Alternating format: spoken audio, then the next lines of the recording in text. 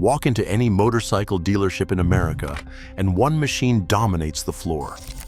Tall stance, beaked fender, aluminum panniers, tires that promise Mongolia. The adventure bike is the best-selling story the motorcycle industry has ever told. One machine that crosses continents, conquers deserts, and still commutes on Monday morning. And every year, thousands of riders sign the paperwork believing they need one. Most of them are buying the wrong motorcycle. Tonight, the Auto Vault runs the numbers the brochures leave out. What the Go Anywhere promise actually costs to buy and carry. What the internet's favorite statistic about these bikes gets wrong. And the 5 situations where the adventure bike genuinely earns every dollar. This is the adventure bike trap. Here is how to know whether you are walking into it. Start with how we got here. 20 years ago, adventure bikes were a niche for hardcore travelers. Then 2 actors rode BMW GS models from London to New York. The footage went everywhere, and the category never looked back. Today, the BMW R 1300 GS is the flagship of the entire motorcycle world, and the pattern behind it should look familiar to anyone who has watched the car market. This is the SUV Playbook, translated to 2 wheels. Sell rugged capability as a lifestyle, charge a premium for it, and count on the fact that almost nobody will ever use the machine anywhere near its limits. It worked so well on 4 wheels that SUVs took over entire brands.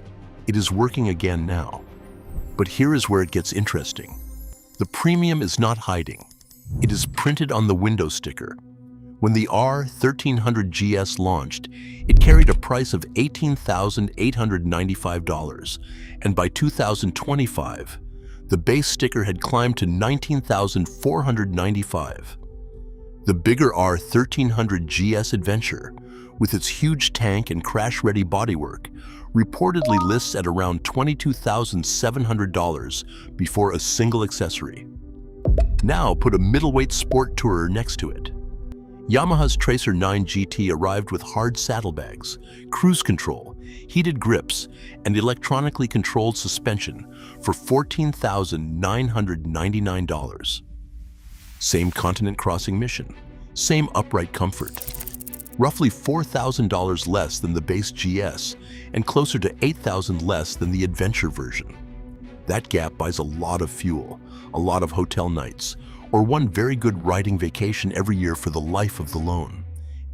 And the price is only the first line of the bill.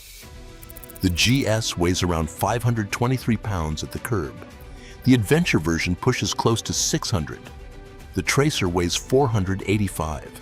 Those numbers sound abstract until the bike tips past its balance point in a gravel parking lot, because the off-road hardware you paid for is exactly what makes the bike harder to hold up. The seat tells the same story. The standard GS saddle sits 33.5 inches off the ground. The Tracer starts at just under 32. An inch and a half sounds trivial on paper. At a stop sign, on a cambered road, with luggage loaded and your knees carrying 6 decades of mileage, it is the difference between flat feet and tiptoes.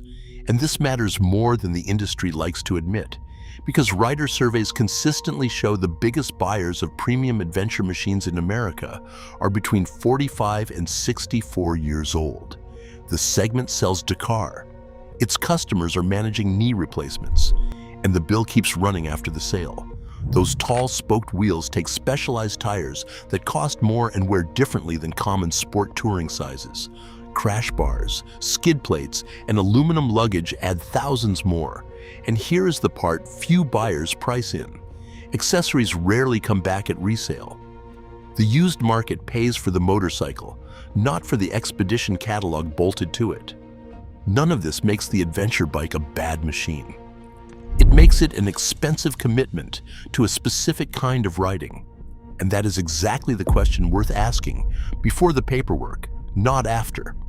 Now, this is the part most people get wrong. You have probably heard the famous claim that 90% of adventure bikes never touch dirt. It gets repeated in every comment section as settled fact. The Auto Vault went looking for the study behind it, and here is the honest answer. There is not one. No manufacturer publishes usage data. The largest owner survey anyone has run, conducted by an adventure writing publication, actually found that most of its respondents do take their bikes off pavement, though a survey hosted by an off-road site naturally attracts off-road riders. So the internet's favorite statistic is folklore in both directions. What is not folklore is what you can see on any suburban street. Immaculate adventure bikes wearing road tires, and what you can read on any spec sheet, which is that the buyer pays for the capability, whether it ever gets used or not. Long travel suspension, 21 or 19-inch spoked front wheels, crash protection, extra ground clearance. Every one of those features costs money, adds weight, raises the seat, and pays you back only when the pavement ends. So the real question is not whether adventure bikes are good.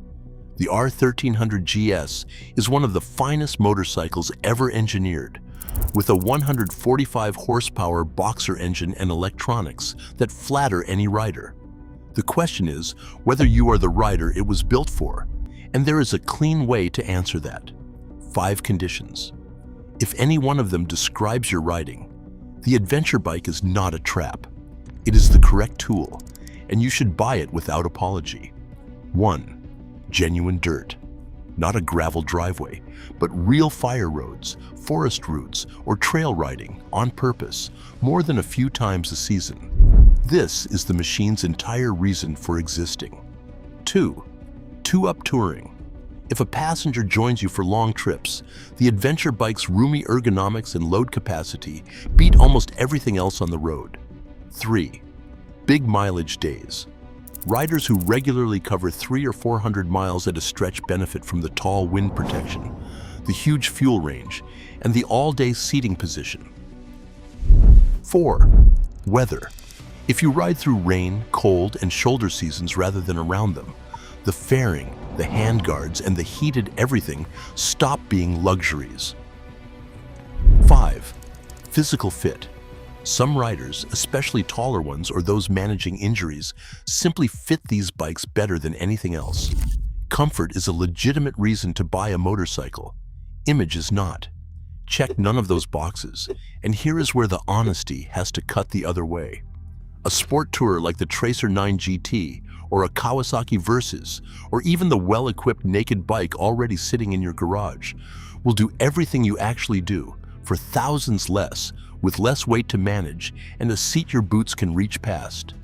Reportedly, BMW's own published figures for 2025 showed the bigger, heavier, more expensive GS Adventure outselling the standard model for the first time in the nameplate's history. The market is not drifting toward how these bikes are used. It is drifting toward how they are imagined. And that is the trap in a single sentence. Nobody is lying to you about the machine. The machine is magnificent.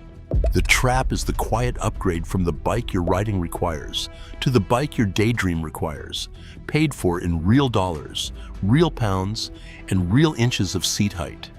The adventure bike has become the SUV of motorcycling. And like the SUV, it is a brilliant product that is simply wrong for a large share of the people who buy it. Our verdict at the Auto Vault: if you ride dirt, ride two-up, ride far, ride in weather, or ride better on its ergonomics, buy the adventure bike and never look back. If you are buying the dream of Mongolia to ride to a coffee shop, take the sport tourer, bank the difference, and spend it on the trip itself. The adventure was never in the spec sheet. So here is where we hand it to you. Adventure bike or sport tourer? Which side of this argument does your garage land on? Drop your answer in the comments, and let's see where this audience actually stands. Thanks for watching. Subscribe and tell us which machine you want the Auto Vault to open next.